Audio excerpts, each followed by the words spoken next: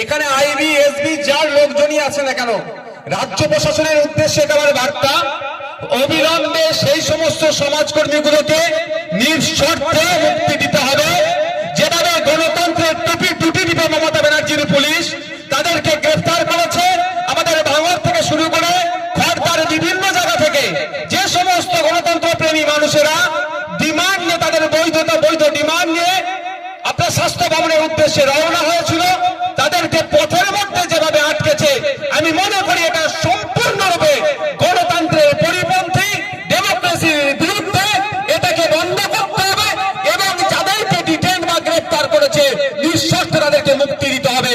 অন্যথায় এর জবাব কিন্তু আগামী দিনে আমরা গণতান্ত্রিক প্রক্রিয়াতে মমতা ব্যানার্জি সরকারকে আমরা বুঝিয়ে দেব। আপনারা ভাবতে পেরেছেন কিছু লোকজন আসবে এসে স্বাস্থ্য ভবনে কি দুর্নীতি হচ্ছে দেখতে পাচ্ছেন তো ভাই? এমন সেলাইন দিয়েছে মানুষ মারা গেল,